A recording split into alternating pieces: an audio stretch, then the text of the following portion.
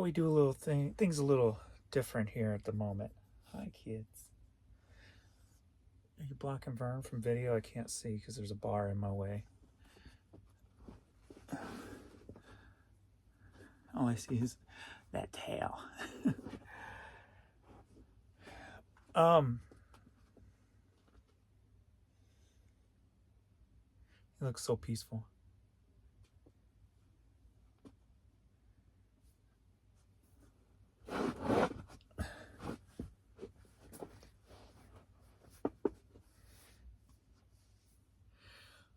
One of the coolest things I got to do in my reselling journey is I got to be on like a Zoom call with about 9 kids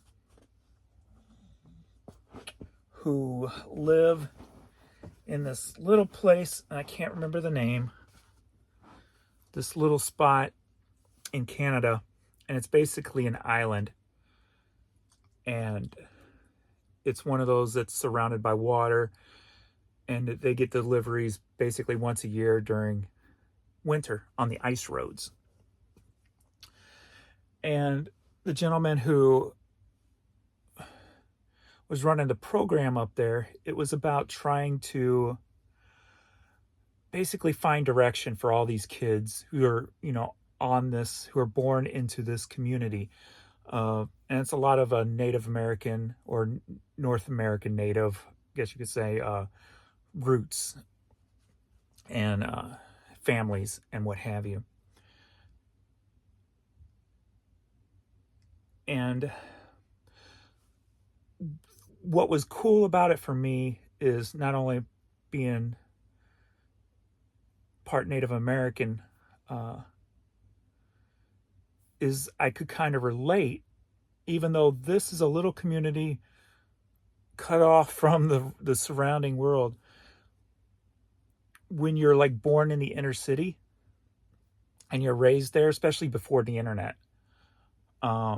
it was hard to get out of that circle. It was hard to see beyond, what was around you. And I don't know if kids these days, I don't know their perspective on inner city, living in inner city, because you got the internet, you can see what's out there and stuff. But the one thing that is consistent, and maybe even worse now than it was in the, say, 80s and 90s, is the amount of people who fall into what they think is cool or fall into the trappings of the surroundings. As you know, like all the Kia stealings, the Kia boys or whatever they called them, where they were stealing Kia cars just because that was the thing that was in the community. And this, what I'm talking about right now, I think I want to address the ones who are like me, who are like the kids stuck in that community. Is you don't want to go down that road. The ones who don't want to go down that road, who don't want to wind up in jail or do the wrong things. They want to find the right things to do. And the thing about the community up there, even though they have the internet, it's still kind of a trap, if you will. Like, how do I get out of here? How do I change my surroundings? And for me, it was always trying to find a different way of looking at things, not following society's rules. As I've said many times before, that's one reason I love my long hair, but one reason I never really wanted to cut my long hair is because I wanted to be what's outside of the normal society, what society thinks guys with long hair were like in the 80s or 70s or 90s, or hell, even today. I wanted to be everything that was opposite of that, with the no drinking, no drugs, no smoking, none of that crap. For me, it's always been trying to look beyond what's the norm. I mean, that's one reason I like wearing goofy hats, is because you don't think a 52-year-old adult male would wear a fluffy Furby hat, but it makes people smile and it gives people laughter and enjoyment. And that's basically the main reason I do it. But another reason is because you would not expect it. And I enjoy it. Keeps my head warm. So it's about not caring about what's going on around you, what's happening that you don't want to get involved in. Follow who you are, what you want to do. And the thing about reselling, that the way I do it, the way that I try to show you guys how to do is, you don't have to follow the norm. There are other ways of, that you get so many people who are in smaller communities who can't thrift the quality items, or who, like St. Louis, there's a lot of competition for high flip or high turnover items or rare items. So it may be harder for some to get those than others. So I like to show things from a different perspective, that there's other ways of doing things with the lesser known items, the lower dollar, more bulk type of items. And when I was talking with the group up in Canada, I tried to, and I don't know if I got it across very well. And that's probably why I'm making this video right now, is to see if I can articulate it a little bit better. Is pay attention to what's in front of you and not always what you're looking for.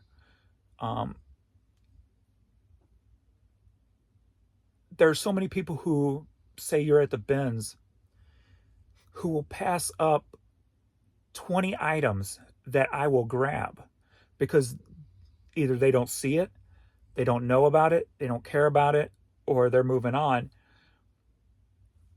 And if I don't pay attention and see what's in front of me, I'm going to miss out on that. If I am only thinking about those high dollar items or those high, rare items, I'm going to miss all this great commonplace stuff right in front of me. So I was trying to get these kids to understand that to find what works within their circle, within their community, within their situation. If you're a reseller in a small town, work with what you have, because there are a million ways to make $1 in this world. And you can do it anywhere, anyway. So it may be harder work for one area as opposed to another area, sure. But there's always a way to do it. There's always a way to succeed. There's always a way to get out. And all you need is that first step, those first few steps to get you going, to get that ball rolling. And then you can expand the horizon after that. If you're in a small town like that community, and you start out real small with hardworking, blood finger-tipped hard work, working your way to get out of that situation where you're just, say, thrifting or finding commonplace stuff, until you have had enough to make that jump, that leap, to take a trip to a bigger city, get a car, drive 2 hours to St. Louis. And I'm taking inspiration from Dixon's Pickens. If you're not following him on YouTube, go ahead and follow Dixon's Pickens, Marcus.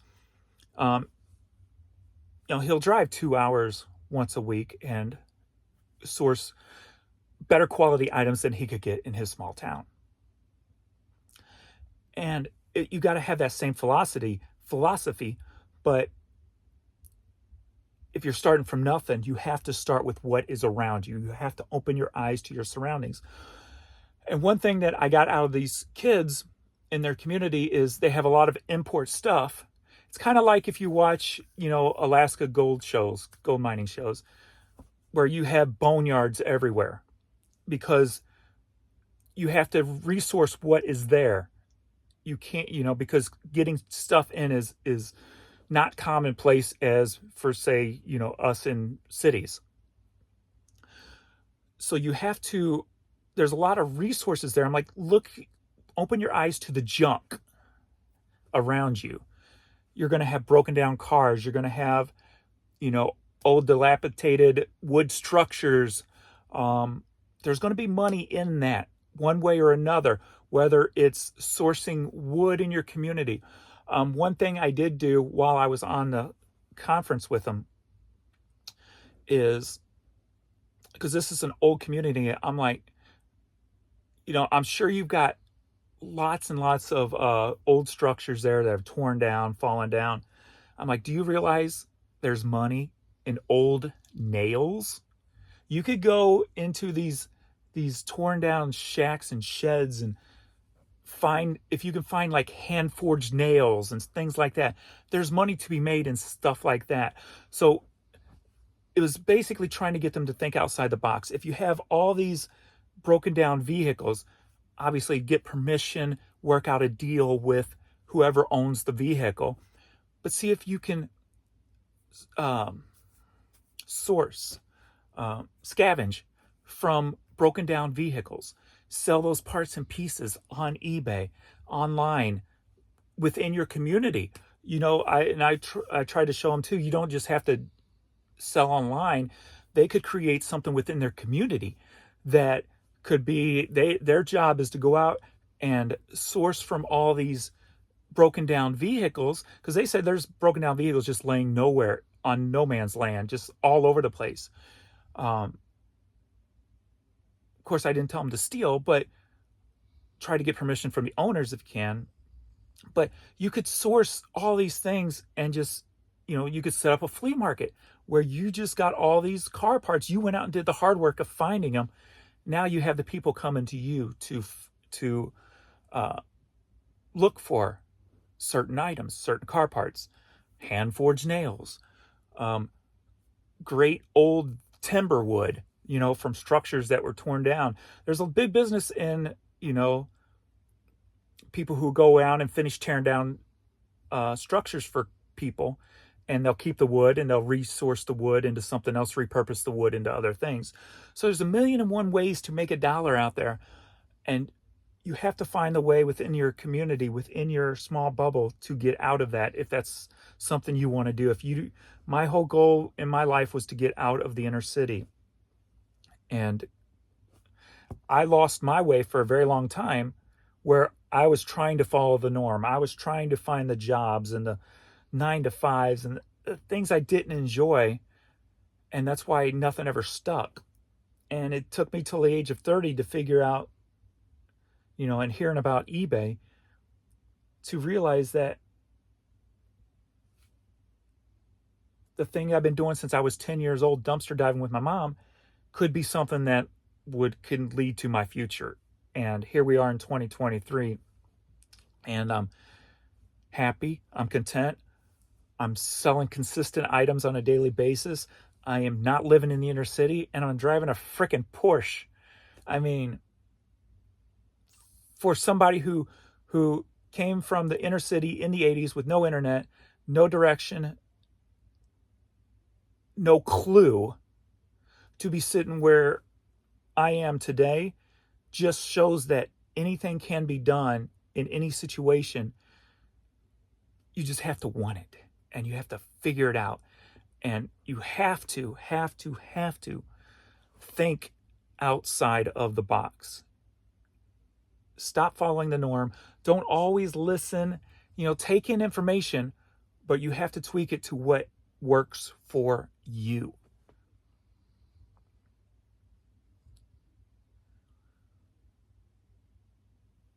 And with that being said, don't he look so peaceful? With that being said, here's just a different style of video because I'm changing up my scheduling right now. So here's some pulling from the last couple of days. So, all right, we got Painless Dentist plaque. That sold for $14. Purdue Boilermakers hoodie. That sold for $11. We got this Missouri bear with the quarter on the foot. Sold for $4. Got a St. Louis Cardinals baseball cap. Sold for $9. Got the Thomas the Tank. If you ever find the VHS with the train, those do well. That sold for $32. I meant to put this up for more, and I did not do it. Anything with the urge and promo brings good money. And I was going to put up for 15, and I slipped my mind and went up for $5.55. Sold immediately. So could have got more out of that, but $5.55. Boston Red Sox toddler hat sold for $12. And we got a Nike hat here, sold for $10. All right, this finally sold. Godfather hat sold for $75. We've got a Duke Blue Devils t-shirt, and that sold for $9.50. We got a Vineyard hat, whatever that is, and that sold for $11. Actually, it was $12. Next up, we've got a Lion King plush, and that sold for $40. I keep forgetting. $40 for him. Got this little bee hat, sold for $12. Got this WCW book, Grappling Greats with Bret Hart. Bobby the Brain Eaton, loved him. He was awesome. Sold for $6.30. Jasper's Engines and Transmission hat, sold for $12. All right, we got a quicker flipper here. Moody Blues Days of Future Past on vinyl, sold for $7. We've got these two-way walkie-talkie radios, sold for $10.50. We got some women's Lee jeans. Let's see, relaxed fit, straight leg, mid-rise, denim, size 16. These sold for $17.50. We got Kansas Jayhawks women's, it's like a shawl shirt type of thingy bobber. Sold for $11. Alrighty, we got a Transformer here. Sold for $16. We got a Wendy's hat. Sold for $12. We got the soundtrack to the movie Teachers. Sold for $3.33. Got a lot of various micro cassettes I'd pick up at the bins. All these together sold for $10.50. Are you ready for a CD lot? Yeah. We got 3 CDs that sold for $10. Buy 2, get 1 free, it looks like. Heraconic, West Side Story, Signs of Life. 3 CDs, $10. All right, we got the Casino DVD, sold for $3.33. We have Frankie Lane's Greatest Hits on 8-track, sold for $9. Are you ready for a hat lot? Yeah. We got 2 hats that sold for $20. We've got Mickey Mouse, number 1. And number 2, we got Orange Beach, Alabama. 2 hats, $20.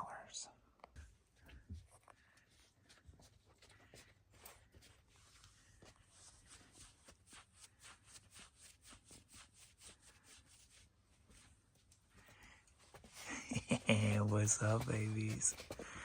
What's up, babies? Hop along. Hop along.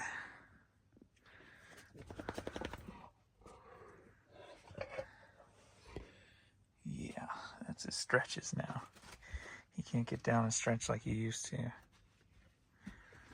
He got the bed.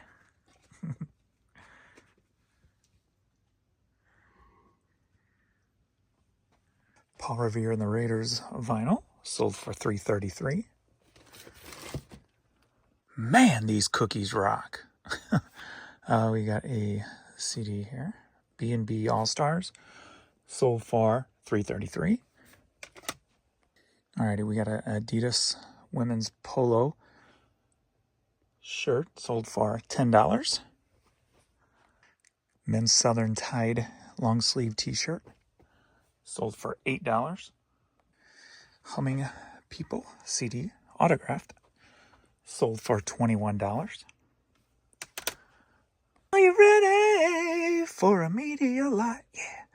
All right, the biggest lot thus far since I started the buy two, get one free. We've got 31 items here, and they sold for $85.